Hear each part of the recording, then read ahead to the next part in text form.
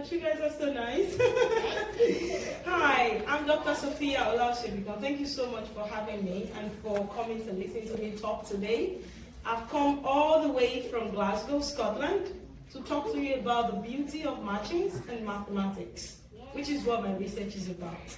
So, all right, this is the map of the world. Right now, we are right there. That's Chicago. I tried to be as precise as I could.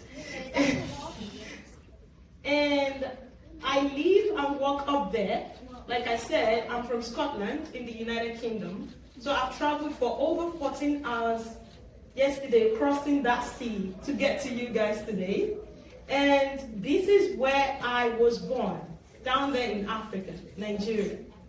So I was born and raised in Lagos, Nigeria, right there. For the first 20-something years of my life, I grew up in Lagos. And when I finished my secondary school, my dad bought me a desktop computer. Has anyone seen this sort of computer? Oh yeah, it looks like a microwave, right? They don't make these models anymore. My dad bought me a desktop computer, and it opened up the world of computing to me. But back then, I was 15. I didn't know much about computing. There was no computer science in my school. I just played with Solitaire and paint. Does anyone know what Solitaire is? Oh, you guys are so cool. You do a lot of Solitaire and paint. So this was what I do with the computer. And I had so much fun with it. But my dad decided to send me to a computer school. I learned Microsoft Word, CorelDRAW, Photoshop. All those stuffs got me excited about computing. And I was always passionate about problem solving. I really enjoyed mathematics. I would spend hours rambling away at problems, trying to figure out solutions to them. But when I found out about the world of computing, I thought, you know what? I'm going to do computing science in school. I want to study computing science as a degree. 3 times I applied to study computing science at the University of Lagos because it was close to me. I didn't want to leave my city to go to another university. 3 times I tried. 3 times I was rejected. Yeah, very sad. Why? Because there are so many people trying to get into the university in Nigeria. There are not enough slots. So every year, you have to compete with so many students. But I kept trying, but I didn't get in. But on the 3rd try, my dad told me to stop applying to this university because it's so competitive and try another university within the country. So I applied to the University of Glasgow. And I decided to pivot to mathematics. Computing science was so competitive at the time, and I wasn't getting in. So I moved from Lagos. Again, remember I was born and raised in Lagos, which is right here. So I moved from Lagos to Ibadan by myself to study mathematics at that university. And for 4 years, all I was doing was math. I had no knowledge of computing science. I hadn't done any coding. Do you guys know what coding programming is? Yes, my job is so gonna be easy today. I had no knowledge of coding. The only thing I knew about computing was Solitaire, Paint, typing in Microsoft Word, and doing some designs with CorelDRAW. But I didn't know how to combine the power of computing science, e.g. programming, with mathematics to do the stuff I'm doing right now. But I managed to graduate with a 1st class in mathematics at the University of Ibadan, which is a great achievement. And in 2014, I applied for a scholarship to do a master's in mathematics at the African Institute for Mathematical Sciences. This is in Ghana. So I moved from Lagos to Ibadan for my 1st degree. And then in 2014, I moved from Nigeria entirely, jumped through Benin, that's another country, then Togo, then Ghana, which was down there. So I did my master's in mathematics at this institute back then. It was when I was doing my master's in 2014, for the very first time, that I was exposed to Python programming during my master's. And I got so excited. I went on Coursera. Some of you probably don't know what that is. It's an online learning platform. You do? Yeah. You know Coursera? Yeah. Fantastic. Oh, I wish I had KitKat. I love to give stuff when they engage. But I think I'm going to run out of Kit Kat if I come try that here with you guys. You're so amazing. So I went on Coursera because I was exposed to Python for just 2 weeks during my master's. It wasn't enough for me to know everything about programming. So I went on to the online learning platform to learn more. I self-studied computing science by myself. I learned programming by myself. I learned algorithms on graph. While I was at Ames, I was also introduced to this concept in mathematics. It's called graph theory. It's a concept in discrete mathematics. Some of you might get to do it later.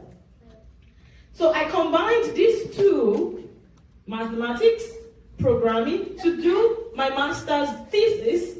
I was able to implement a software which I contributed to the Python package. Within 1 year of learning programming, I was able to write a software. And within 2 years, so I graduated in 2015, my master's program, with distinction. That's me right there. And within 2 years of learning programming and being exposed to graph theory, I got a PhD scholarship at the University of Glasgow in Scotland. So it was in 2016, I left home for the first time, left my continent, Africa, moved all the way up there to the University of Glasgow for my PhD. Do you guys know what PhD is? Yeah. Oh my goodness, you guys are so ahead of your, you are way ahead of your year. So I moved to the University of Glasgow in Scotland for a PhD in computing science, and it was quite fun. Imagine for somebody with BSc background in mathematics, a master's in mathematics, somebody who did not know anything about programming until 2014, who had 2 weeks exposure to Python, and within 2 years to get a scholarship to leave home to go do a PhD. It was a very incredible achievement for me. But the fun thing about my PhD was it allowed me to explore my passion for programming and mathematics, and I really want to share some of that with you guys today. So, in 2020, I finished my PhD in computing science. I was doing research. Do you know what research is? Does anyone want to tell me what research is? You. In red. Yeah. Me? Yes? So research is pretty much like when you look up something or want to know more about something. Pretty much like science or chemistry or something. Okay, incredible. Oh, I can see more hands. You? Yeah? So you want to learn about a topic, so you research about it, you read about it, you research about it. Okay. Research around. Yeah. You wanna tell me more? Okay, so research is when you use some sort of thing that gives you information, books, computers, articles, newspapers, anything, and use that to find out more of something. But you don't trust this one source of information. Yeah. You have to use many sources of information. Incredible. So you all have given me amazing definition of research, which is fantastic. However, there is more to research. So you go online to check out things, that's called research. But when you're also trying to find a solution to a problem that you can't find the answer online, that's also research.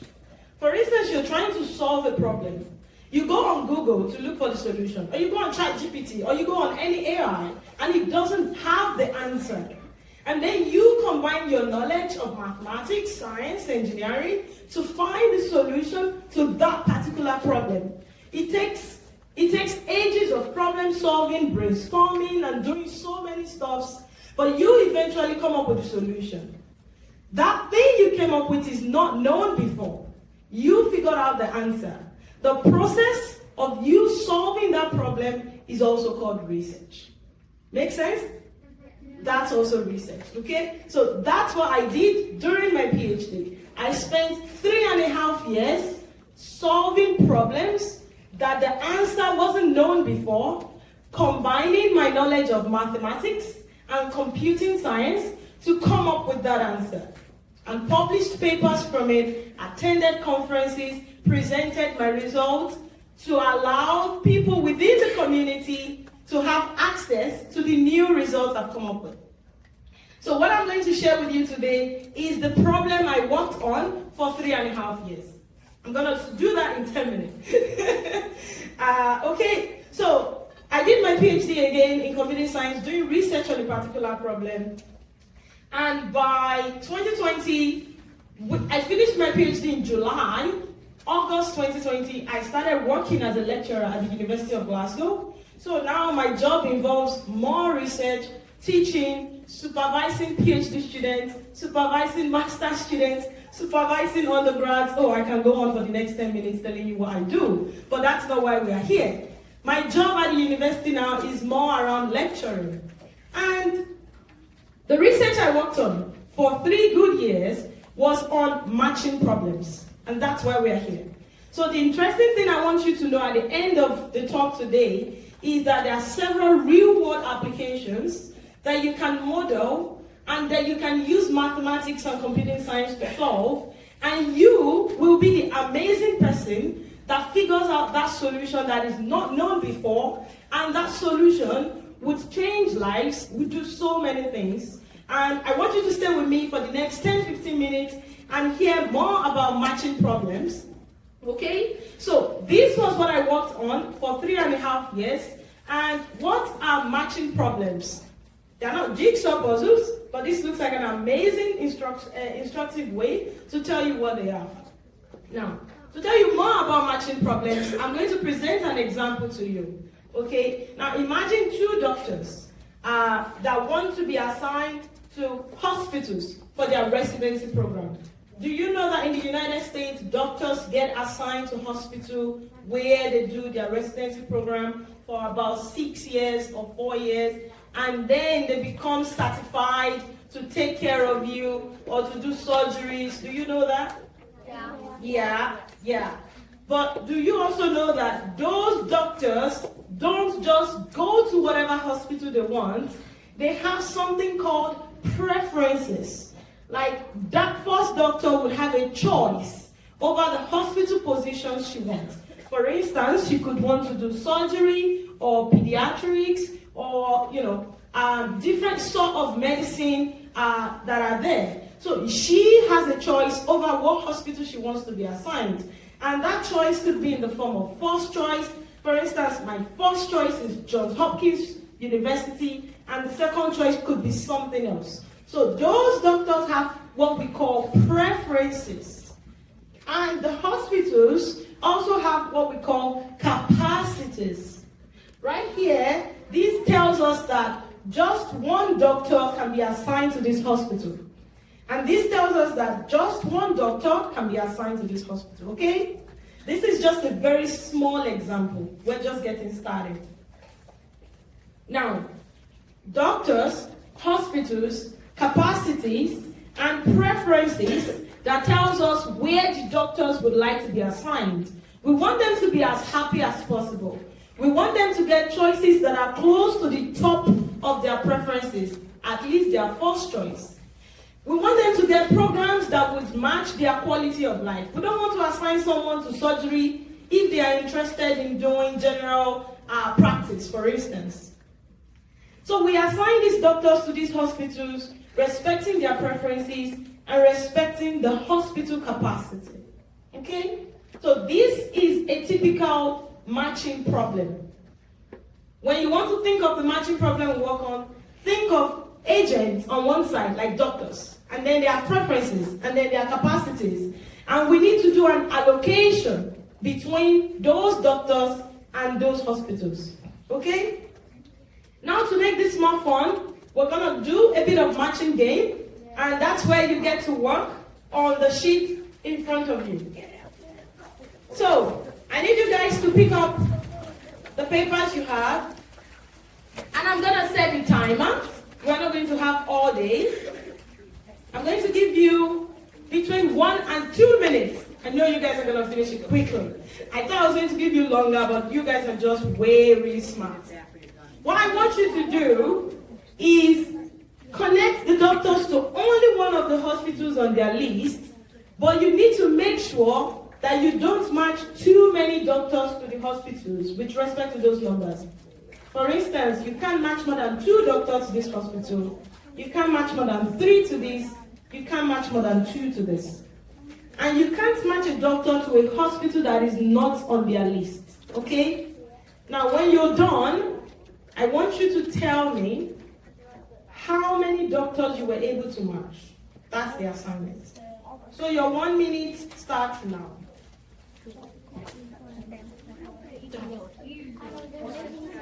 Can go to the hospital which is 2.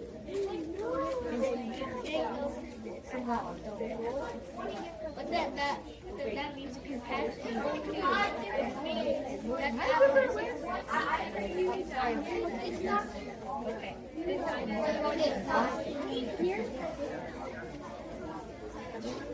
How is it going, guys? Has anyone finished? Yeah. Yeah, many people have finished. Great. Can you count how many doctors you were able to match? Oh my goodness. You matched all of them?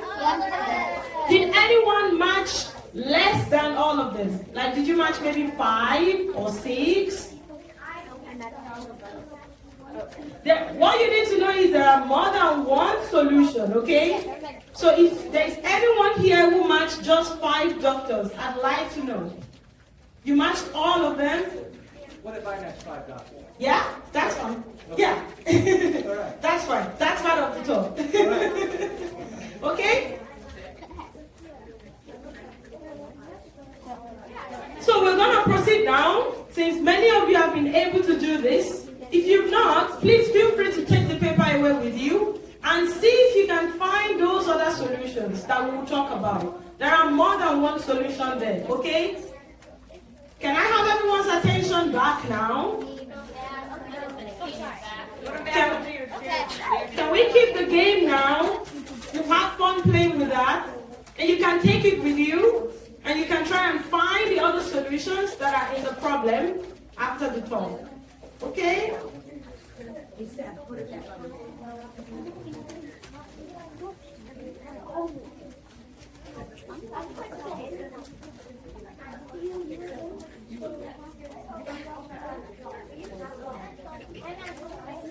Fantastic. Thank you very much, guys, for that engagement.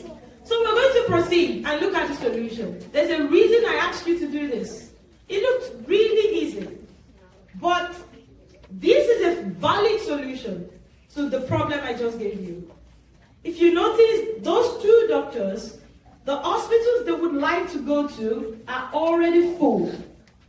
This is a valid solution. Whoever matched 5 doctors also did the right thing. There's another solution here. This matched 6 doctors. This is also a valid solution. The last doctor, all of the hospitals they want, they are already full.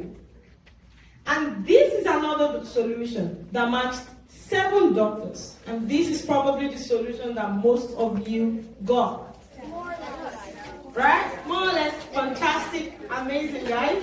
Now, there are 3 different solutions. And you guys were able to quickly find the best one. Now imagine if your job was to match the doctors to the hospital. So your job is to listen to 3 doctors, or 7 doctors, or 10 doctors, ask them which hospitals they'd like to go. You take their first choice, their second choice, their third choice, and then you take the preferences of the hospital as well. You go to the hospital and ask them, what's your capacity? How many doctors would you like me to match to you? You look at the doctor's preferences, you look at the hospital's capacities, and you do what we've just done now. Your job is to match as many doctors to hospital as possible, right? But this is very easy for you to do because there are 7 doctors. Now, this is a real-world application, okay?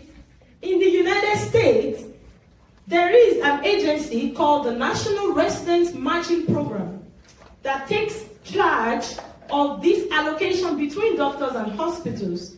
And this is someone in 2023 who got matched to emergency medicine, one of the hospitals on their choice, at Carolina's Medical Center. For you to know this is very, very real. Okay? And what I want you to take note of right here is this number in the square bracket. This number right here in the rectangle box. Can you see 47,000 applicants and 43,000 hospital positions?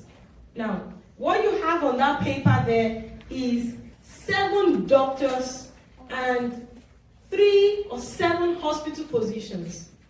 Now, imagine I change what you have on paper from 7 to 47,000. Do you think you can find that best solution in like 1 minute? It's not possible. I love that answer. It's not possible. It's not possible. Like 47,000 is a lot. But this is a real problem. There are 47,000 doctors in the United States that needs to be matched to hospitals every year for their residency program. How do we go about it? How do we handle this? If dealing with by hand is not possible. We make more hospitals. We make more hospitals. The more hospitals we make, the more problem we have. Because we need to know who goes where. Yeah.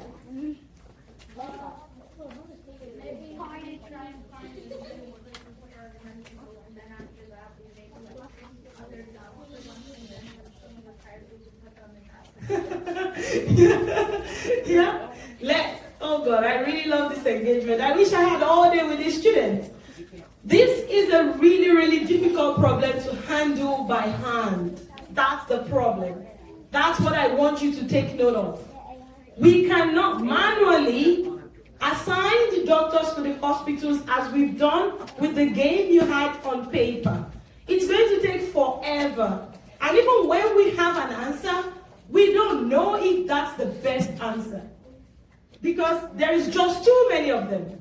Now, an answer from you could be when I asked, how do we deal with this? You could say, maybe we could use computers, right? We all know computers are fast, right? Computers can crunch big numbers in seconds. They can deal with these large data sets. Yes, let's use computers. But my question is, how does the computer know what to do? Did you just say AI? Did you just say ChatGPT? Who designed ChatGPT? How did ChatGPT come to be? Yeah. Yes, we could try those options you've just said right now. But what you need to know is computers are fast, but they are not smart. You are the smart ones. There is a human being behind the computer that tells the computer what to do. Somebody designed the AI behind ChatGPT. A bunch of engineers, mathematicians have come together to write the code that makes ChatGPT work today. And if you're going to design something to handle these large data sets, you need to design it. And then you need to communicate that design to the computer to give you the solution. And that's where people like me come in. So what we do is design the step that the computer would follow such that when we give the computer our code and we give the computer this data set, the ones you have in front of you, and we click run, it automatically gives us the solution in seconds or minutes rather than days or years. So we are looking for fast solutions. And when you design a set of steps for the computer to follow to solve a problem, you've just designed an algorithm. An algorithm is a set of instructions that a computer follows to solve a specific problem. Okay? And to design the algorithms for this problem, that's where the graph theory I was talking about comes in. For this particular problem right in front of you, what we use is a concept of mathematics known as discrete math. And we use graphs. But let's look at how we would solve this with the problem in front of you, just to give you some context. So this is again what you've seen before. This is the game right in front of you. If I wanted to solve this, using algorithms, to design algorithm using graph theory. The first thing I would do is put a dot in front of the hospitals and the doctors. And those dots in graph theory are known as vertices. Okay? I want you to take note of that. Whenever you hear anyone say vertices, they mean dots, those circles, to represent people, doctors, hospitals, in something we call graph. Okay? And then you use a line to connect every doctor to the hospital on their list. And those lines in graph theory are called edges. Okay? And this mathematical structure, made up of vertices, the dots, and edges, the lines, are called graphs. Okay? They are called graphs. And the study of this mathematical structure is called graph theory. And when you study this mathematical structure, you study patterns in this. We know we're trying to match the doctors to hospital, and we're trying to find the maximum solution, optimal one. The solution we find, they are called matching. Okay? So, I want you, if you don't remember anything I said today, I want you to remember vertices, edges. This structure is known as graphs, and that solution, the line you just drew, they are called matchings. The collection of those lines, they are called matchings in graph theory. Okay? But now, a good question is, how do we design the algorithm to solve this problem? How do we actually do that? How do we come up with the mathematics? How do we combine them together? How do we tell the computer what to do? How do we communicate the algorithm to the computer? How do we pass in the data sets? How do we click run? How does it figure out what the solution is? That's where my job comes in. This is me right here, in front of a board. The job is pretty much rough and hands-on. It's not as shiny as you think it is. When you're trying to design an algorithm, you need to get on the board, or you need to use pen and paper, like you've just done. And you need to try and draw out the problem. And you need to study patterns. What does the solution look like in the big picture? How do I tell the computer what to do? Do I tell it to start from here? Do I tell it to do this next? You need to design the set of instructions for your computer. Exactly what you did on paper. You had an algorithm in mind as you were drawing the line to figure out which doctor goes where. Then you combine that into your algorithm design, and it makes up something we call a pseudocode. You followed all of those steps right here. You just didn't know you were doing it. You follow something called a pseudocode. And when you have your pseudocode, you go onto the computer, you fire up your Python programming or whatever programming language you know, and then you implement that algorithm, and then you pass in your data sets, and then you hit run, and then it gives you your solution. And that's what I did in 3.5 years, trying to solve different types of matching problems beyond what you've just seen now. Okay? Now, you've seen the hospital residence problem. This problem goes deeper than just trying to match doctors to hospital. The National Resident Matching Program in the United States also tries to keep couples together. What? Yeah. Imagine two doctors who are married. The United States is very big. Imagine they're trying to assign the husband to, I don't know, Iowa, or, no, let me see, my map of the US, Boston, and another one to San Francisco. Those are two different ends of the United States, and we want to try and keep couples together as much as possible. So when you ask couples to provide joint preferences over hospitals, that changes the solution. That changes the algorithm. That changes the game. It makes the problem much, much harder. So there are different ways that the National Resident Matching Program tries to manipulate or adapt the preferences of the doctors to come up with a solution. You could also think of it. They ask you to provide preference lists over 10 hospitals. Maybe, they ask you to provide your first choice, second choice, third choice, and so on. And maybe there are 2 hospitals that you really, really like to go to. And you don't know which one to make your first choice or your second choice, but you would like to tie them together as a tie. Like, I don't mind which hospital I get among these 2. That changes the problem that changes the algorithm, that changes the solution. The moment the preference list changes, the algorithm design behind it changes. So, hospitals' residence problem with couples is another practical application of what you've just seen. Another interesting application is what I like to call the kidney exchange problem. And I think you'll find this interesting as well. This has been going on as an application in the United Kingdom for the past 10, 15 years, and there are also applications of it in the UK as well. So, this is a kidney exchange problem where people who are on the transplant waiting list swaps their kidney around so that this transplant can go on. And I'm going to explain what that means to you and why pretty much the motivation behind the problem. Now imagine Bob and Alice. Alice is Bob's wife. And Alice has kidney problem. She needs a new kidney. Yeah, that's so sad. And Bob would like to donate one of his kidney to Alice. What? Yes, you do know you can survive on one kidney, right? Yeah.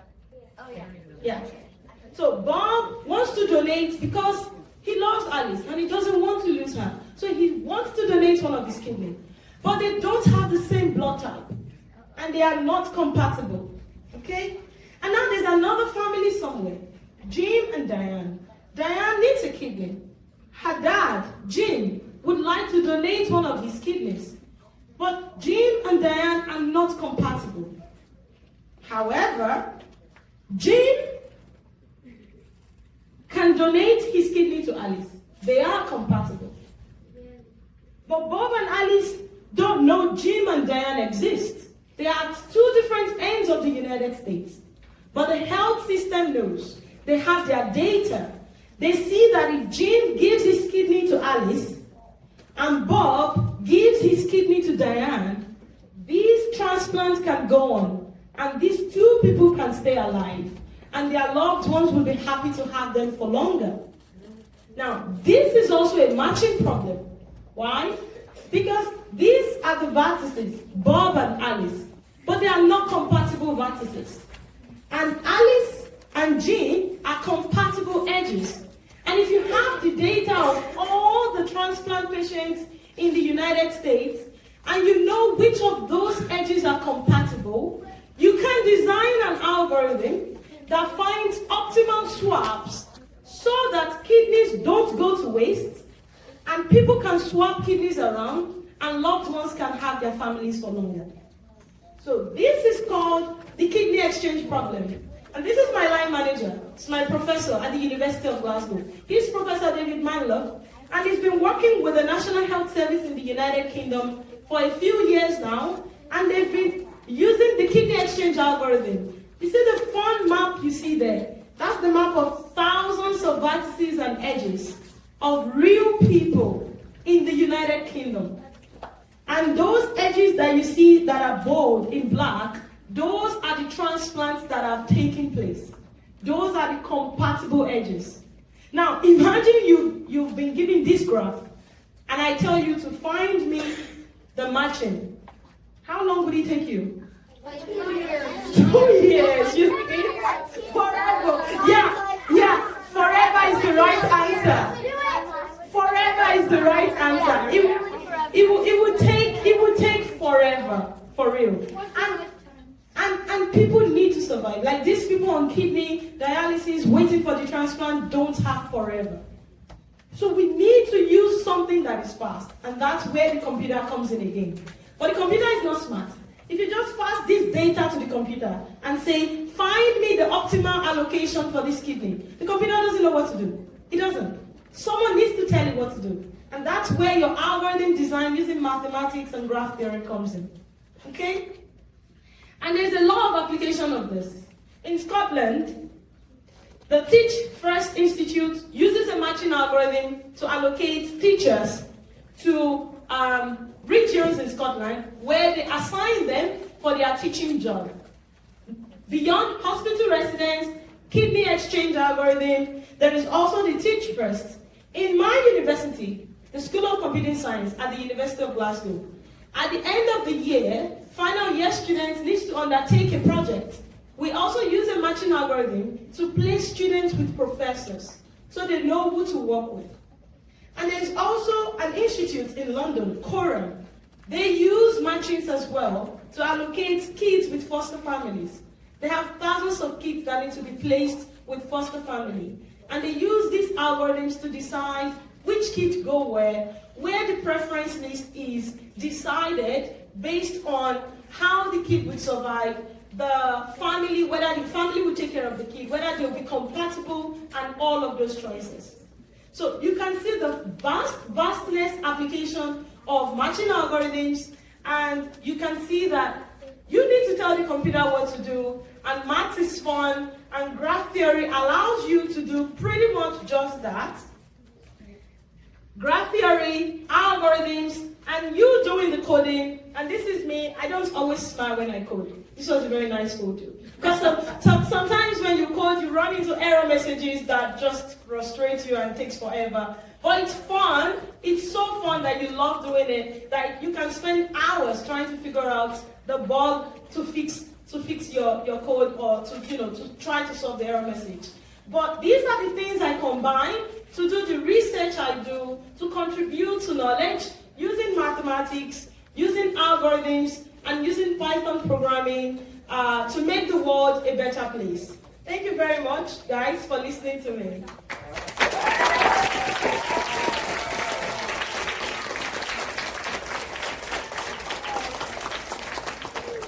And I'm hoping you have loads of questions. Or I could ask my questions. Yeah?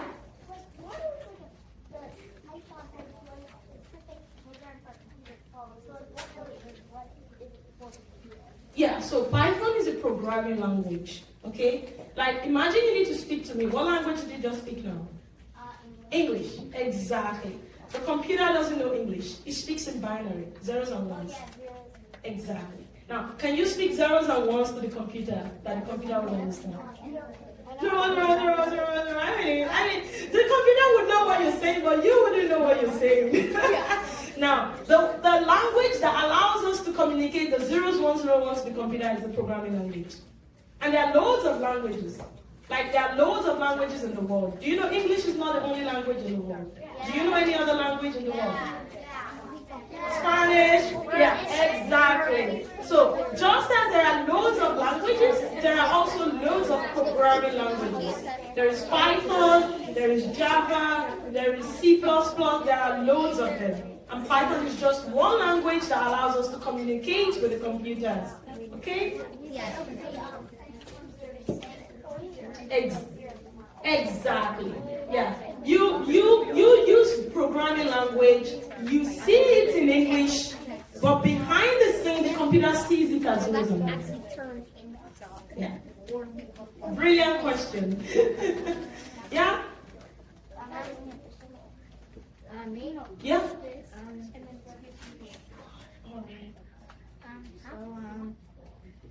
I have a comment. Yes. So you said that if someone like has trouble with their kidney or something, then they can find someone that's compatible and then switch the kidney, and then they'll still be alive, right? They still switch. Yeah. They just keep switching. Yeah. Okay. Yeah. Like, I mean, if someone who has kidney issues, who needs a kidney, and who is on the list, but it's taking forever, and their family would like to donate a kidney to them, but they are not compatible, and there's somebody else somewhere who has similar situation, and they can swap their kidneys around so that the transplant takes place quicker, instead of them staying on the transplant list, and that's allowed. Yeah, but we need an algorithm to do those allocations because the data is very, very big. Okay? So, unfortunately, timing-wise, I believe you have some classes to get to. Can we thank Coach one more time?